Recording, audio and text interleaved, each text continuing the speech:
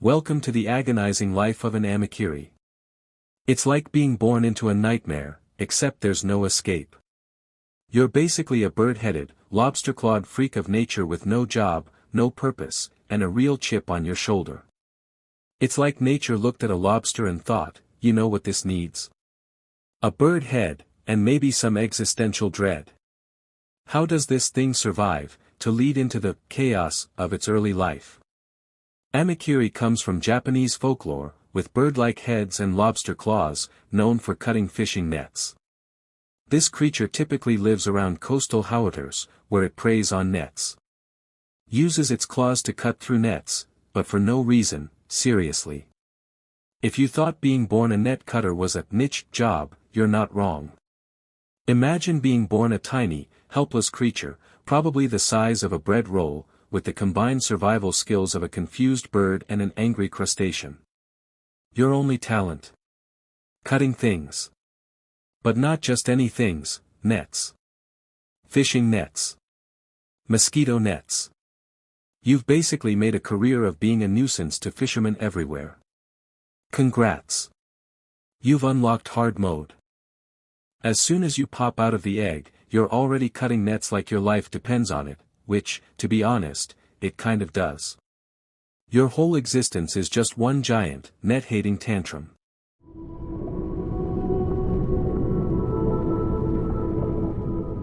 You think evolution's got your back, huh? Nope, you're built like a half-formed jigsaw puzzle, half bird, half lobster, and 100% awkward. Welcome to being the Amikiri. It's like Mother Nature was drunk when she made you. Ever notice how evolution's perfect designs tend to look like unfinished nightmares? The Amikiri's design doesn't exactly scream efficient predator. Lobster claws are amazing at cutting but not so great for anything else. Bird head equals bad for underwater life. Why it's odd, evolution didn't give it any real reason for existence beyond cutting nets. Let's talk about your body, shall we? You're like the Frankenstein of the animal kingdom. 1 minute, you're chilling with the lobsters, and the next, you're flapping around like an angry seagull. You've got claws that could cut through the strongest fishing nets. But no other use for them. Oh, and that bird head. Yeah, you're not exactly built for underwater life. You're like a soggy pool noodle trying to hold a conversation at a cocktail party. Honestly, even evolution seems to have given up on you. Like, fine, I'll make you a lobster with a bird head, good luck. If there was an evolutionary failure list, you'd be right next to that one fish that looks like a vacuum cleaner.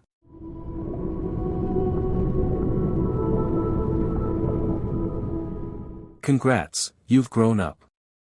Now you've got even more problems. You're bigger, more visible, and have all these new responsibilities, like surviving. It's funny how that works. Amikiri's net cutting becomes more efficient as it grows.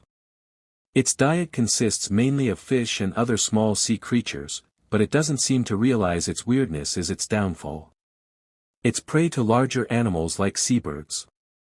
It's like gaining all the weight but still having no social skills. You've grown up now, congratulations, you're probably a bit bigger, but guess what? All that means is that now you're a target. What's worse? You're so good at cutting nets that you've made enemies everywhere.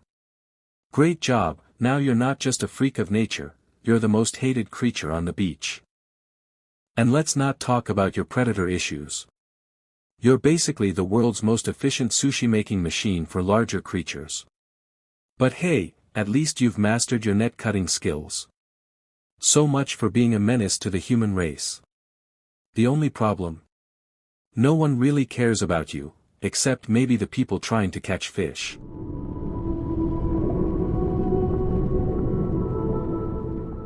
Here's the part where you realize you're doomed to live a miserable, pointless life. But don't worry. It's not your fault.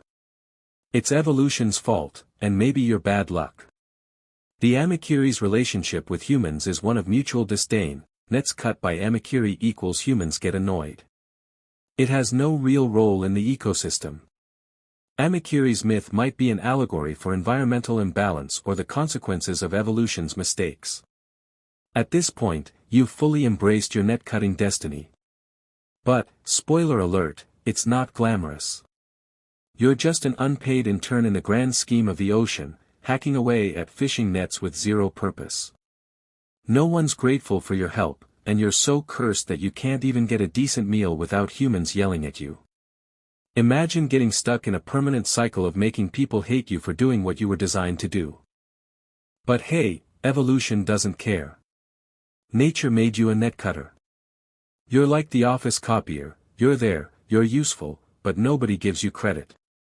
You're just one small creature that, frankly, might have been better off with a different set of skills, or maybe just a better body.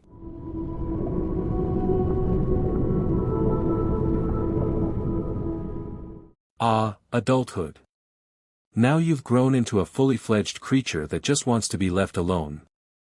But no, humans have to ruin everything, don't they? Adult Amikiri still struggle to find food due to their weird lifestyle. Despite everything, they are surprisingly resilient. Survival statistics for odd creatures like this are surprisingly high. Now that you're all grown up, life hasn't really improved. Sure, you can cut nets more efficiently, but what have you really accomplished? All you do is annoy humans and dodge bigger predators. It's like your life's purpose is just being weird in the most frustrating way possible. Some days, you wonder why you even bother. But hey, at least you've got a talent that no one else can match. Maybe that's something, right?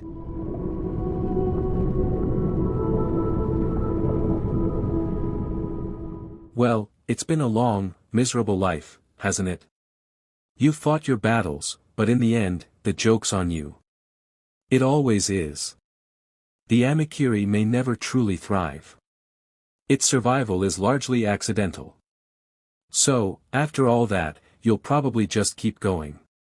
You're an Amikiri, after all, survival's in your blood, even if your blood is mostly fish guts and failure.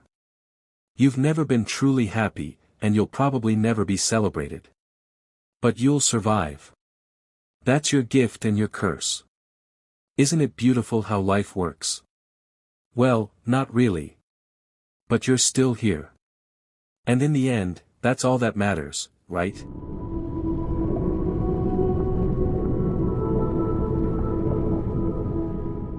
What other mythical creatures do you think deserve a reality check? Comment below. Let us know what you think of the Amikiri's awkward existence. It's like the animal kingdom's idea of a joke.